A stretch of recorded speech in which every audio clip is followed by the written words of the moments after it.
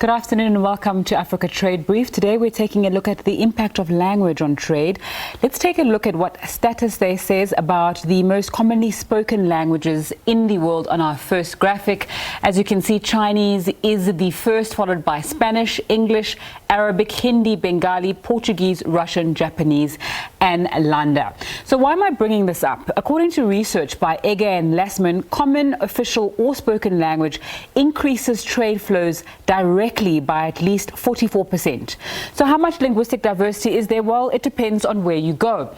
If you can see, our graphics are quite blurry here, but if you can see the different countries that have the most spoken languages, Nigeria is one of those.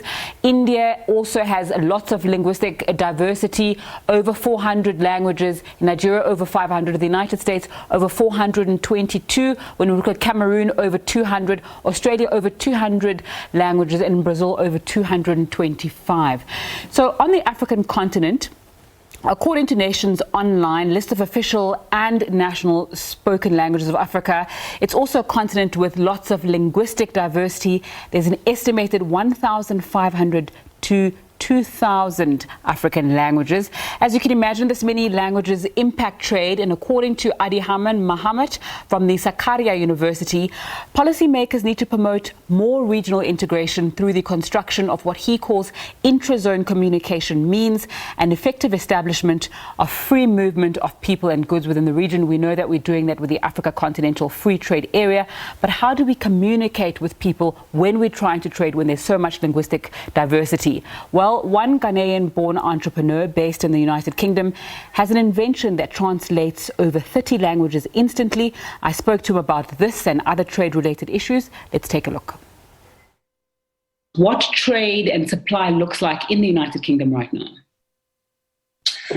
With the current challenges we are all facing, as part of COVID, in terms of trade and logistics and supply is becoming very difficult, I would say. But I know the government is putting, together measures that will address that particular challenge we are currently having. Yeah. What's the potential, you think, of trade between the United Kingdom and Africa? I think in the coming years or months, I would say we will see a lot of collaboration between, UK and a lot of countries in Africa. If you take Ghana, for instance, I know there is a free trade deal between Ghana and UK at the moment. So it's looking that, and let's face it, there are a lot of raw materials or resources in Africa that will benefit, European countries as well. So what I'm seeing, I'm not a trade expert, but for what I'm seeing the governments are trying to ease, the business between African countries and European countries, which I think is a fantastic opportunity for Africans as well, and also Europeans. What role does technology play in innovation and business? Now, tech is an essential to grow a business, even in more traditional, I would say, businesses. It makes it more efficient. You're able to sell faster. And you're able to, do business worldwide.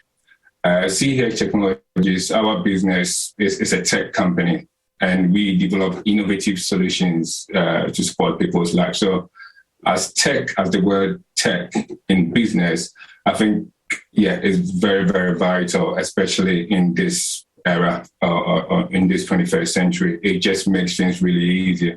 People can do business pretty much everywhere they are in the world, and it's just because of tech. One of the barriers to trade, which is not about tariffs, is sometimes language and the way people communicate with each other. You've invented something that makes language more accessible to people. Just talk to us about what you've invented and how you got there. Yeah, so I invented the world's first true wireless earbud with live voice translation. To support people's lives and also to make businesses be able to conduct businesses with other countries abroad. And as you did mention before, for companies looking to do business overseas, speaking the same language is critical. This can speed up negotiation avoid misunderstanding and help build long-term relationship. So, and also I believe enable people to learn more culture because, if you look at Africa or Asia, there's so many culture, people just don't understand it. And it makes it really, really difficult. And I've also realized it makes some Africans find it difficult to, express themselves, especially with the culture and certain things they need to actually do, which is actually part of the culture. So, and that's one of the reasons why, I came up with such an innovation to help address or tackle this particular challenge. And, let's face it, if most European countries are looking to conduct businesses with a lot of African countries, we all know that English is widely, spoken by a lot of the main cities. But if you go down the rural areas, you're not going to be getting people speaking English. And this will be the people that we will be doing business with. So it's a vital, I would say, aspect in terms of every business that wants to, go international or have a presence overseas. Your device has been met with so much admiration across the world. There's so much excitement and media coverage about it. One of the things that I found interesting is that there's an intersection between the arts and the tech space. Talk to me about how important it is that there is collaboration of the different fields that sometimes people think are opposing and don't have anything to do with each other. Yeah, I mean, arts can be very subjective. Technology can play an essential role to make art available to more people across the world. That's, using technologies to access it, understood more by more people. What seeing art is important. Seeing art as an important, piece of creation. Voice is very powerful tool as well, because voice leads to languages, and not speaking a language, you might not be able to present a specific art, if you understand what I'm trying to say. Especially virtual exhibitions, conferences, and virtual meetings taking place at the moment. It's more to do with language. So I would say technology can play an essential role to make art available to more people. Yeah. Okay, so when we speak about trade and understanding each other and understanding each other's languages, which you've helped make simpler with these wireless earbuds, on the African continent, there's the Africa Continental Free Trade Area, which means we're trying to make, we've got the world's largest free trade area. More Africans are going to be trading with each other. How would you like to see your invention used, particularly in Africa? I would love to see that being utilized, to conduct businesses.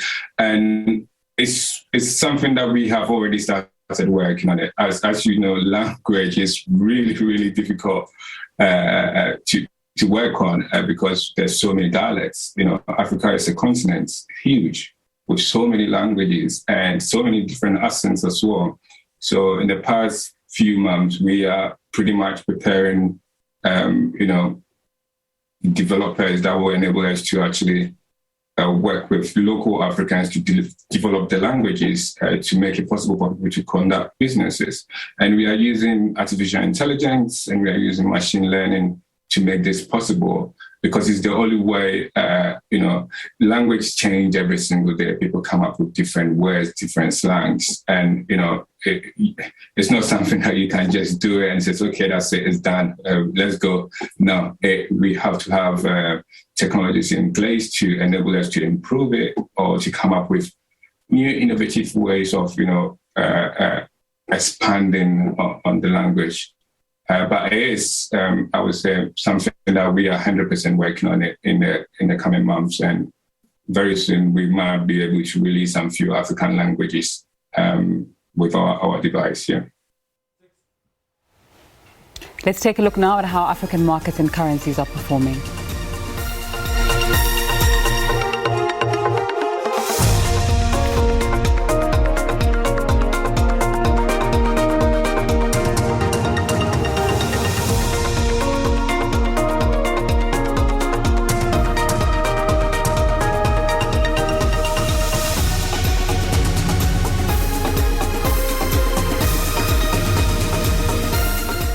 My colleague Nompumelelo Siziba is standing by at the other side of the break with more business news for you. It's good afternoon from me. Stay safe.